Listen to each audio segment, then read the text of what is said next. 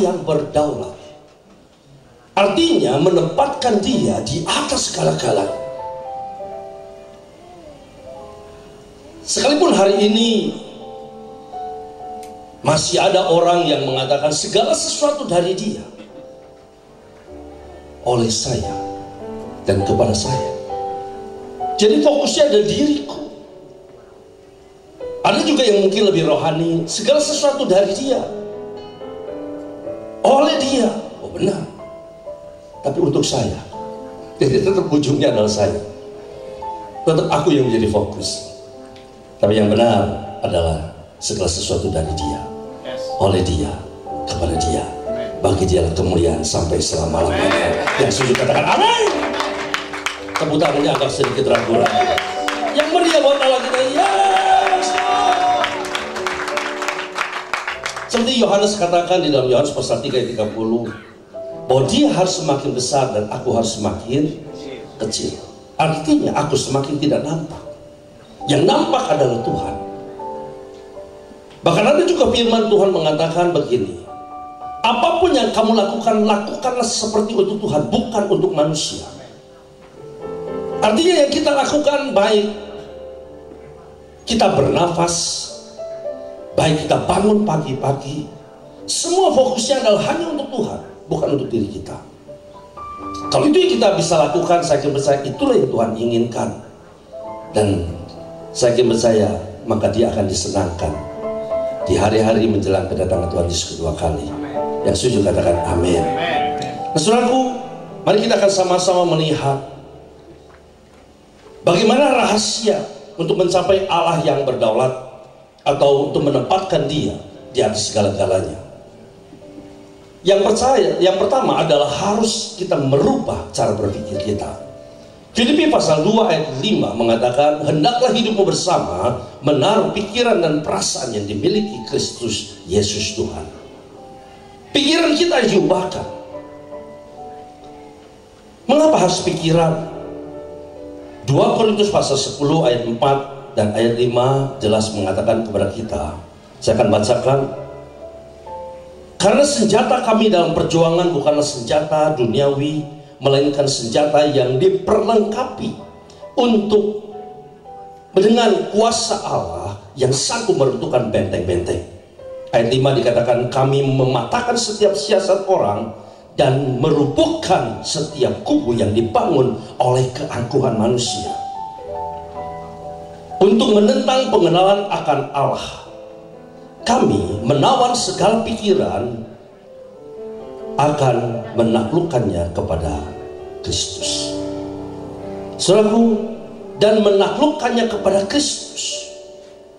Senantiasa Kristus sebagai fokus kita, sehingga apapun yang kita pikirkan atau sesuatu yang mempengaruhi kita, itu harus senantiasa kita kalahkan untuk kita utamakan kepada Kristus.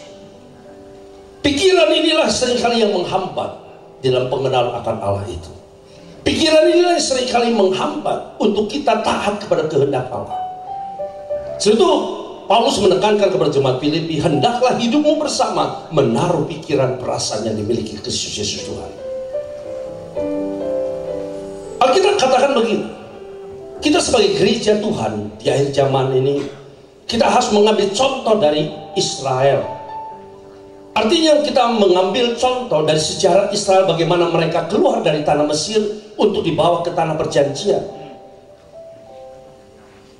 Artinya saudaraku, kalau kita adalah orang-orang yang dulunya di Mesir, itu bicara tentang hidup lama kita. Tuhan mau membawa kita untuk mencapai ke tanah perjanjian, artinya kehidupan untuk bersama-sama Tuhan selama-lamanya. Itulah sebuah janji berkat, yaitu tanah perjanjian. Bicara tentang surga. Nah saudaraku, kita tahu bagaimana pada waktu Israel, saat mereka setelah dibawa oleh Musa, di dalam kepemimpinan Musa, mereka dihentikan sampai di perbatasan. Bahkan Tuhan katakan kepada Musa, sorry Musa, aku tidak izinkan kau untuk masuk ke tanah perjanjian. Kamu hanya boleh melihat saja, tapi engkau tidak boleh masuk.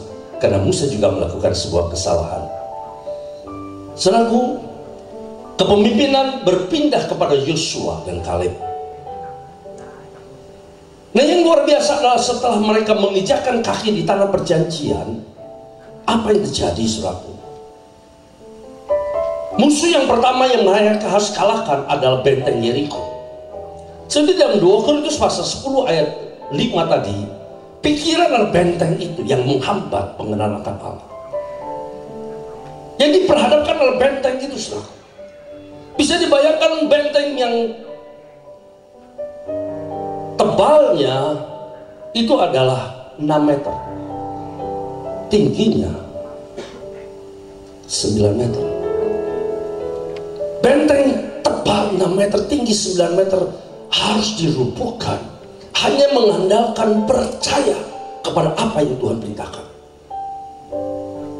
Apa yang Tuhan perintahkan kepada Yosua?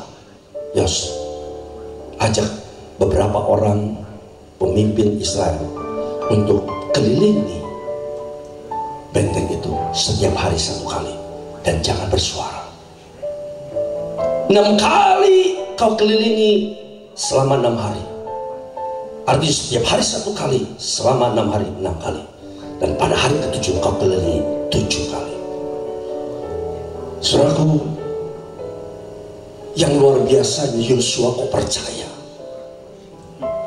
Secara akal manusia, saudaraku, tidak mungkin benteng itu bisa dirubuhkan hanya dengan mengelilingi tanpa suara. Dan hari ke-7 engkau kelilingi 7 kali, dan pada putaran ke-7 kau akan ajak seluruh orang Israel untuk bersorak-sorai.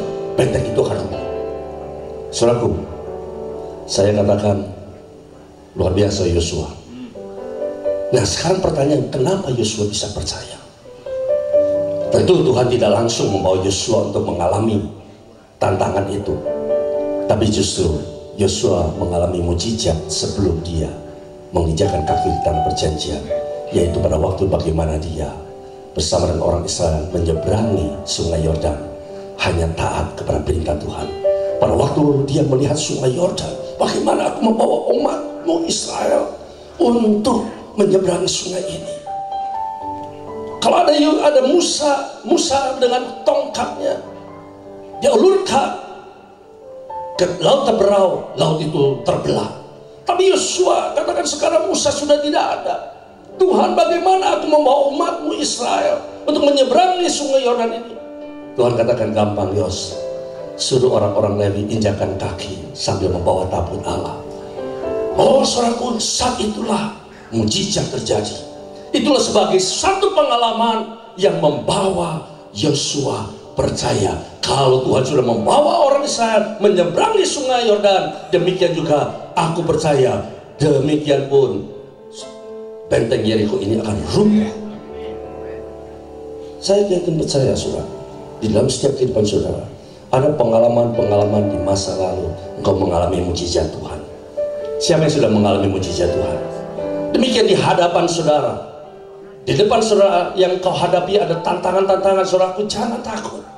Percaya kepada apa yang Tuhan firmankan, maka kau akan melihat perkara dahsyat terjadi, mujizat terjadi. Yang percaya katakan amin. Tepuk tangan yang meriah buat Tuhan kita. Haleluya.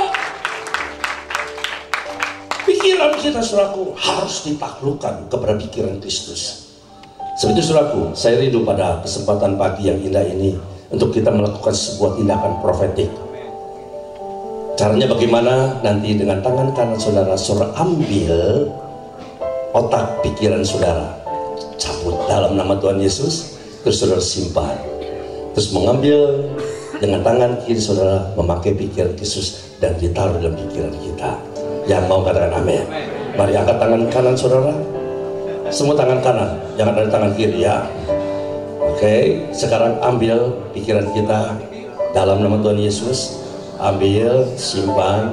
Sekarang dari kanan kita ambil pikiran Kristus, taruh di dalam pikiran kita. Tepuk tangan Tuhan. Haleluya.